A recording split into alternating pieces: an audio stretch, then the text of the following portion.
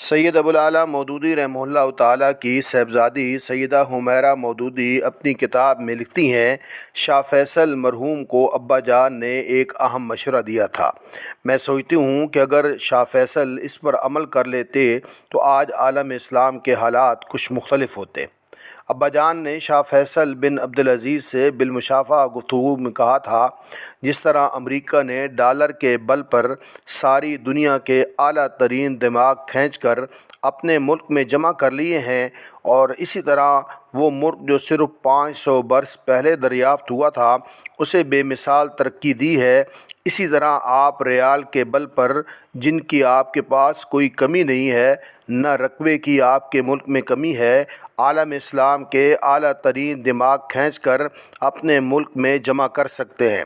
مگر شرط یہ ہے کہ ایسے عالی دماغ ڈاکٹروں، سائنسدانوں، ماہرین سماجی علوم اور بلند پایہ محققین کو آپ سعودی عرب کی شہریت اور بنیادی حقوق بھی دیجیے۔ پھر آپ دیکھیے گا کہ سعودی عرب کو سماجی، علمی، صنعتی، معاشی، دفاعی امور، سائنس اور ٹیکنالوجی کے میدان میں کس قدر عروج نصیب ہوتا ہے، اور یہ عروج صرف سعودی عرب کا عروج نہیں ہوگا بلکہ پورے عالم اسلام کا عروج ہوگا۔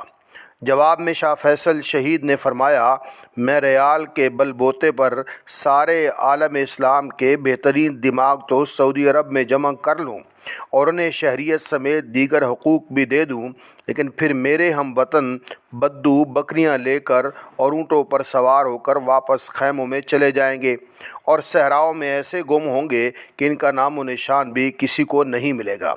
افسوس کہ شاہ فیصل مرحوم کے بعد کے زمانے میں بھی خلیجی حکمرانوں نے زیادہ دور اندیشی سے کام نہ لیا۔ انجام کار اب تیل اور ریال کی ساری دولت، بڑی بڑی مہنگی گاڑیاں، پرتعیش محلات پر خرچ یا مغرب کے بینکوں میں دفن ہو کر رہ گئی۔ دفاع کا ذمہ دار امریکہ بن بیٹھا ہے اور معیشت کی باغ دوڑ مغربی ماہرین کے ہاتھ میں ہے۔